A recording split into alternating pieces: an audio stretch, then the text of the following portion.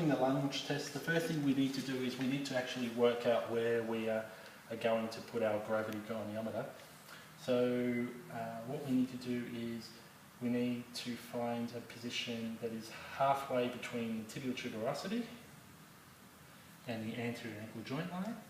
It's approximately that region.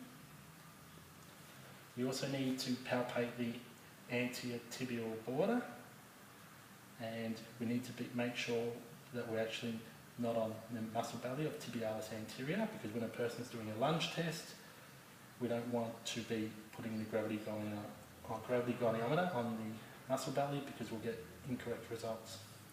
So with our participant here, I can clearly feel the anterior tibial border, which always is a little bit medial from the midline.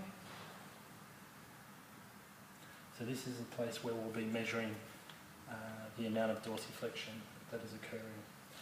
So what we do is we assess both ankles and we compare one to the other, but I'll just show one. So we get our participant to stand facing a wall, and we position our second toe and the centre of our heel perpendicular to the wall.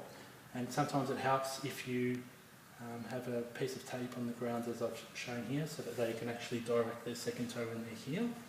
You then ask them to lunge forward as much as possible so that they can touch the wall with their knee as much as they can, but their heel has to remain on the ground. And what normally ends up happening is a person has to move back gradually till they get to their maximum distance of taking their foot away from the wall. Is that your maximum? Okay.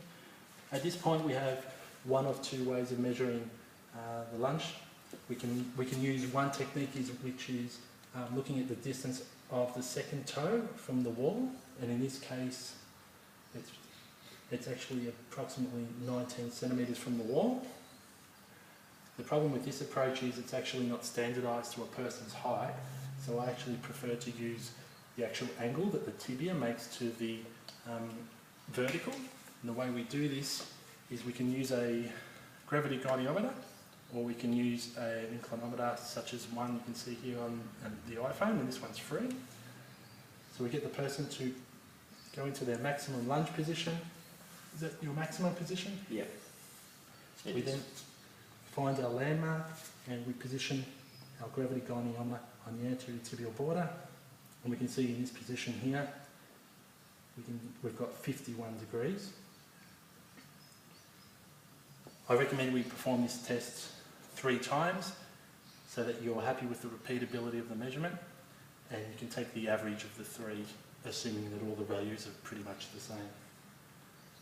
One thing to look for is the person's foot posture influencing the lunge test, and in people with severe pes planus, this might not actually be the most valid technique of assessing ankle joint dorsiflexion, because we'll be getting lots of movement within the foot.